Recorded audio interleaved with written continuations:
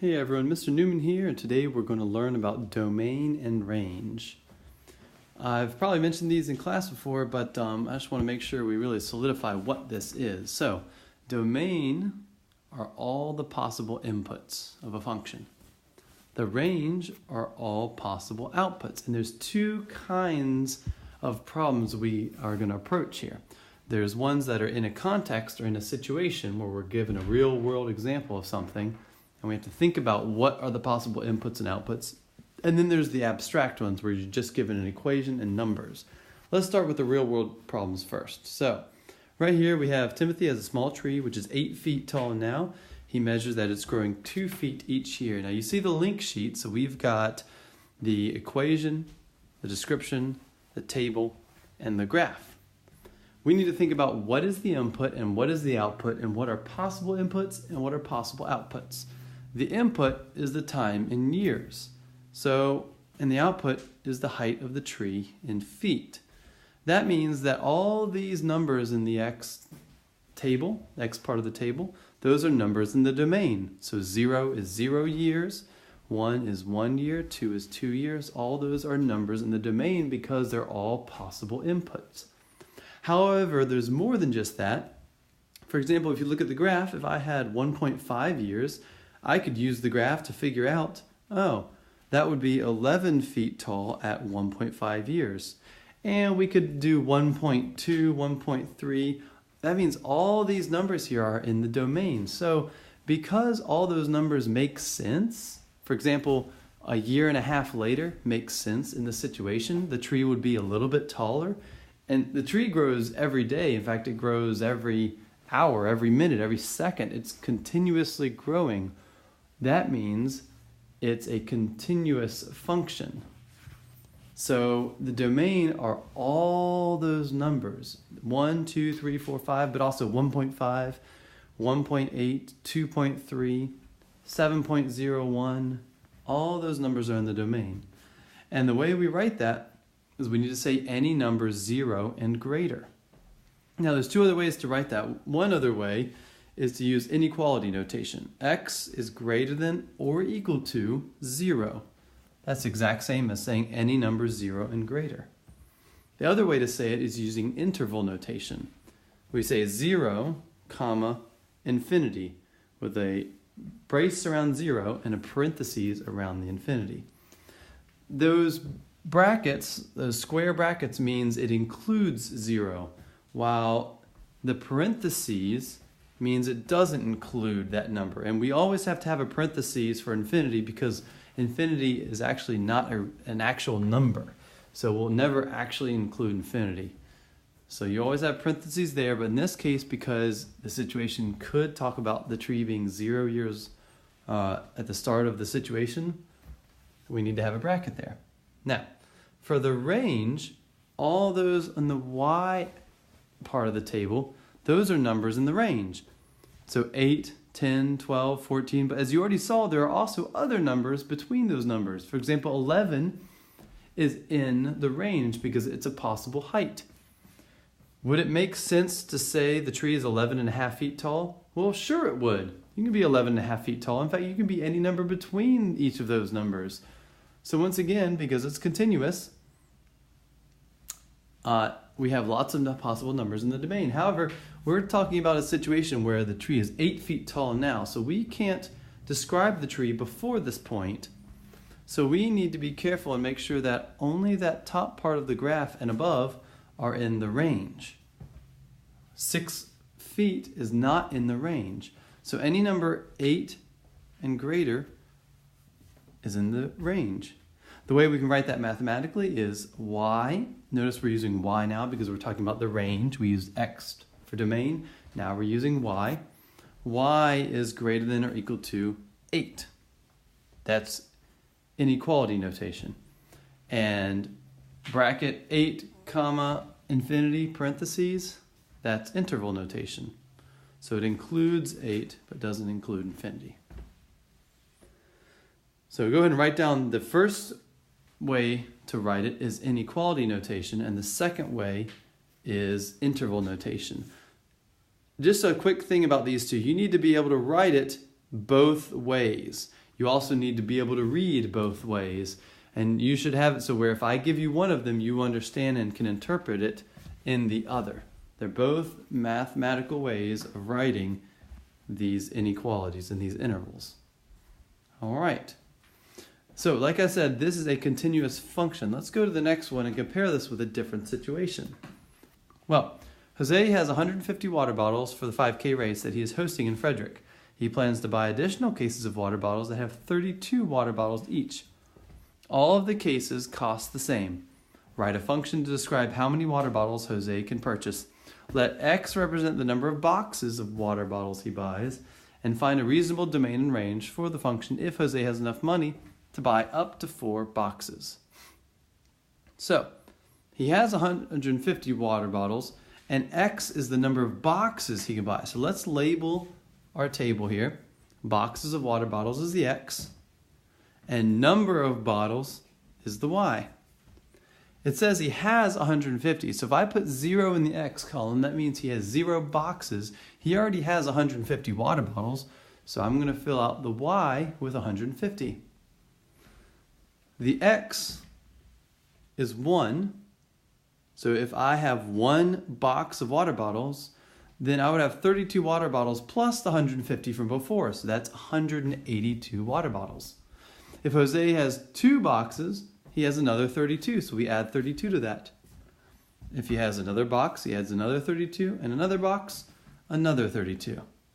Now, notice that it says he can buy up to 4 boxes. So, our domain here does not actually keep going. We only have those 0, 1, 2, 3, and 4 in the domain. Likewise, the range, let's write that. Is our integers greater than 0 up to 4. Up to 4 because of he can buy up to 4 boxes.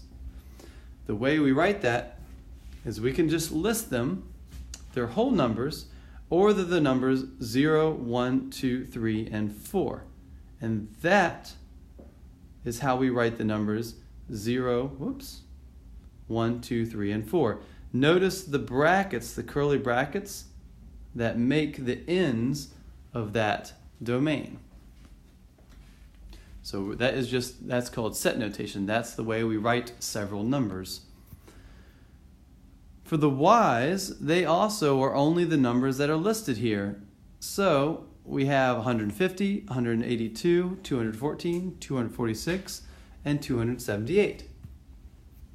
So it's 150 plus multiples of 32, up to 278. The way we can write that is to write out exactly, just those numbers. Now notice once again we use the curly brackets, but we simply list the numbers in the range. Those are the possible numbers of water bottles that Jose can have. He can't have any number outside those based on our situation. So the reason that this range and domain are written differently is because this is a discrete function. Remember, discrete means there are separate points. When you're drawing the graph, you can't draw the graph with a continuous line. You have to make distinct points. Jose can only buy 0, 1, 2, 3, or 4 cases. He can't buy 1.5 cases or 2.2 cases. That doesn't make sense in this situation. Compare that with the previous situation, which is continuous. The tree is always growing. So you can have 1.5 years later or 2.2 years later. That makes sense. But in this case, we can't have those decimals of cases of water bottles. So for a discrete function, you simply list the range and domain just like that. Whereas for a continuous function, you need to use inequality or interval notation in order to list the domain and the range. All right, now that we've done the situational examples, where you have to really think about it, let's move on to the abstract examples, which are more like reading a graph. So, like I said, this is an abstract example. And here they give us the equation. I'm going to go ahead and give you the graph here. There'll be times where I'll give you the equation but not the graph. And if I only gave you the equation, you would simply graph it on the calculator or graph it by hand and then use that to look at the domain and range. So right here you notice how this line here looks like it stops up there at the top of the graph, but you know that parabolas actually keep on going. In fact, we should draw little arrows here because they keep on going up and to the left and up and to the right forever. So remember, domain are all the possible inputs. In other words, what numbers are you allowed to plug into this graph? Well, we can see that by looking at the x values of the graph. So for example, if we plugged in a 0, we'd get -1. If we plugged in 0.5, we'd get a number between -1 and 0. We could plug in 1.5, we could plug in 1.2, we could plug in 1.9, we could plug in 3. Well, 3 is not on the graph, but if you think of the equation, we could plug in 3 because we could do 3 squared minus 1, and that's 8. So even though it's off the graph, it still is allowed to be plugged into the equation. So all of these numbers can be plugged in, and the negative numbers as well. That means any number can be plugged into our graph. So we write that by saying all real numbers are in the domain. You can plug in any possible number. The way to write that using inequality and interval notation is, well, in inequality notation you say negative infinity is less than x, which is less than infinity. And with interval notation, you write the same thing from negative infinity to infinity. In other words, any number between negative infinity and infinity. That's basically any number. That's the way you can write all real numbers. For the range, we have to think about it a little more. If you look at the graph, you can get 2 out by plugging in that number there. That's a possible output. 3 is also a possible output. Remember, output are the y values. 2.5 is a possible output, 2.8. Any number between 2 and 3 is a possible output.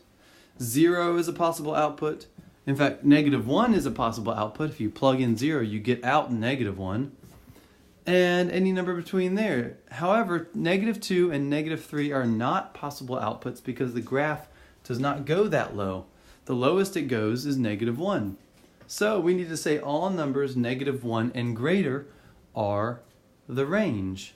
Those are the possible outputs. Another way to write that is y is greater than or equal to -1. Notice I used y again because it is the range where x is the domain. And we write that in interval notation by saying from 1, including 1, all the way to infinity with the parentheses. For the next one, you write that out in words. Yep, including 1. For the next one, I could plug in -1, I could plug in 0, I could plug in -2.1, and since that graph goes down and to the left forever and down and to the right forever, I could plug in any of those numbers. And so what I need to do is I need to say all real numbers again, just like the last graph. In fact, the interval notation and the inequality notation are also written the same.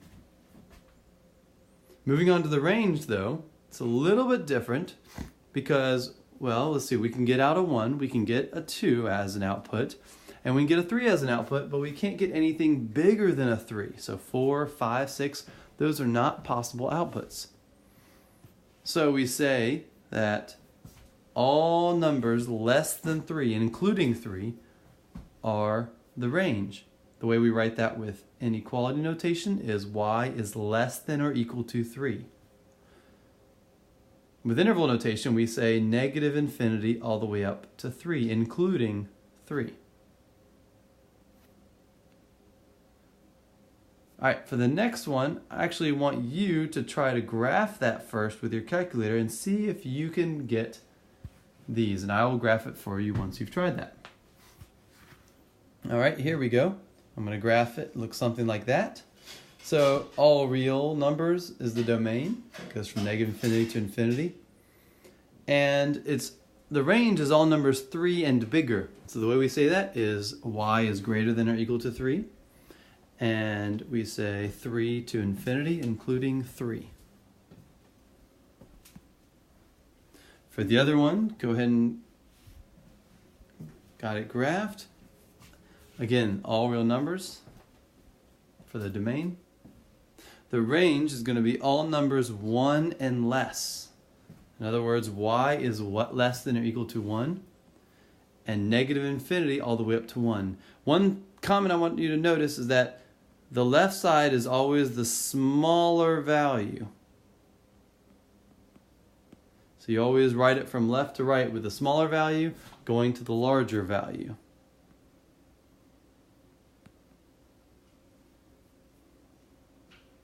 Thank you for watching.